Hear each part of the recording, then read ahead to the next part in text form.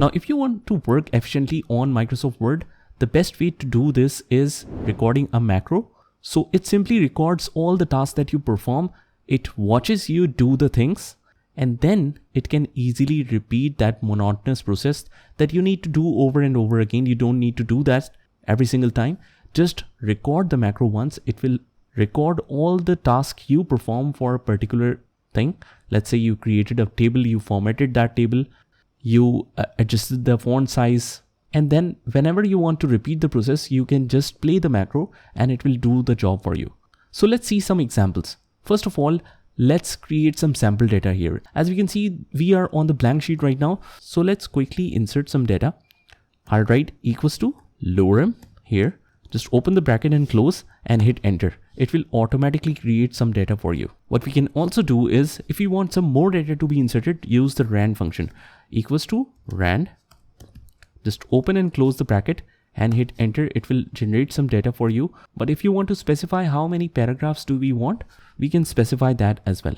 So for example, we used rand and we want 5 paragraphs, each with 3 lines.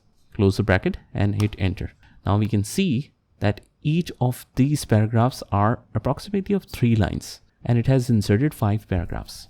Now let's say that in this particular document, we want to insert some gaps here, or the section breaks, or we want to insert some tables here, or we want to insert some horizontal lines here. So whatever you do, you don't want to repeat that with all the same process, especially if you have used multiple steps for that. So for example, after this couple of paragraphs, I want 2 spaces. Then I go to the home tab and draw a horizontal line, and then I want 2 spaces again.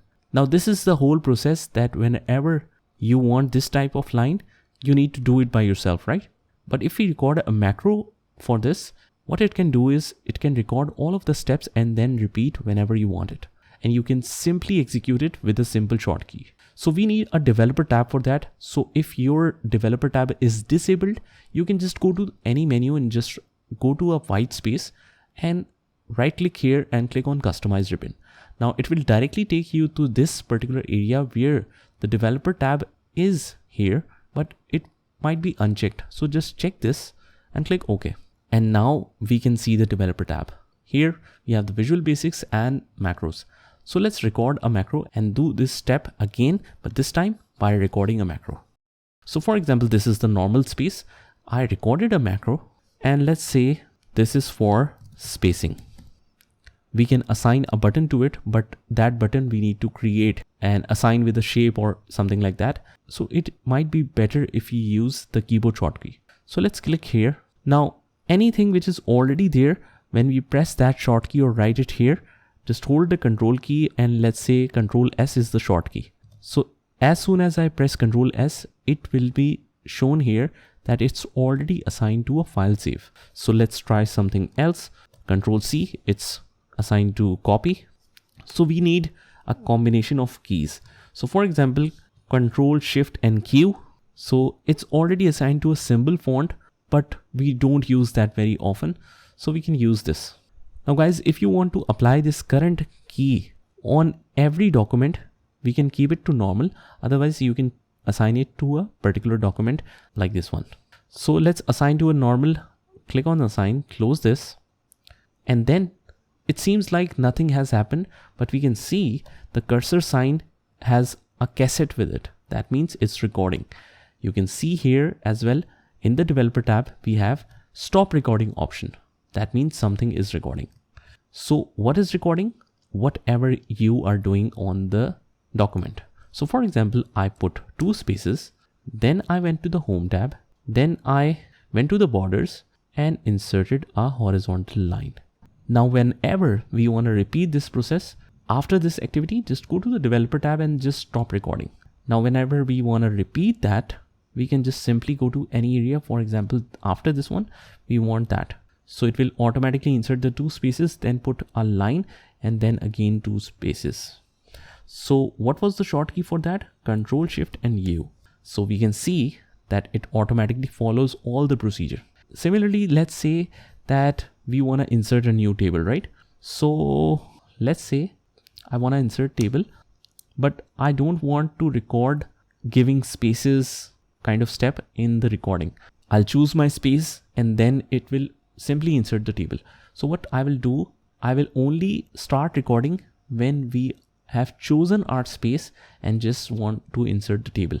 So for example, from this step, I will not record this giving spaces step. We will directly record it from here after performing this step. So let's click on record macro and let's write table here. And let's assign a short key, Control-Shift-T, let's say, assign this, close this, and now it's recording. Let's go to insert, go to table, and let's say I want a table of 4x4. So this is 4x4 table and we want to design it in a particular way. So for example, this is the formatting and I want a special kind of spacing like this. So for example, this is the kind of spacing I want. And even let's write something here, date, description, quantity, and let's say amount. Now we can also format that further. We can centralize this or make some alignments. So let's select this table from here, go to the table layout and let's centralize it, align to the center from here. And that's it. After that, let's go to the developer tab and then stop recording. Now, even if we delete this, let's select this table, go to the table layout and delete tables from here. And let's say whenever, let's say I want to insert a table here. So I will choose my space and then run the macro. So Control-Shift-T was the short key. So we can see that whenever we want the table, it has completely inserted a table with the formatting with headings as well. So just see how powerful it is and how much time it can save for you. Now let's try it again to see other kind of uses for that. For example, at the end of every document, we want some contact information. So what we can do is just go to the developer tab and start recording. So since it is a contact info, we can write contact info here and we can assign a short key. Let's say Control-Shift-C, although that's used for copy format, but we will use this. And not only this document, we want it to be normal to save this as a new short key. So let's click assign, close this, and now it's recording. Now let's say I want to write a name and hit enter. Now you will notice that it will put a space by default. In the contact info, sometimes we don't want this normal space here. Instead, what we want to do is mention the next detail right after this line. So in that case, we don't simply press enter, we hold the shift key and then press enter. So we will notice that it doesn't have much space here. And now we can write easily our contact info. So for example, next is the position. Next is location. Next is website, let's say. And next I want a space here. Now my email and a phone number here. So that's it. This is my contact info. I'll stop the macro here. And whenever I want this information to automatically populate, we will choose the area where we want that. And you can see that I've deleted that, right? So let's reuse that. I'll hold Control-Shift and C, and it automatically plays all the macro and inserted all the contact information. So whenever I need that, just play that macro and it should do the job for you. If you want to manually play the macro, we can go to the macro area and just run the macro from here as well. So let's see, we have different macros here. We will choose our macro and just run it. Now this is just few tasks that I perform with macro. The procedure will be same, but it depends on your creativity, what you can create out of it and how it can be a huge time saver for you. So I want you to practice it by yourself and then I'll see you in the next one.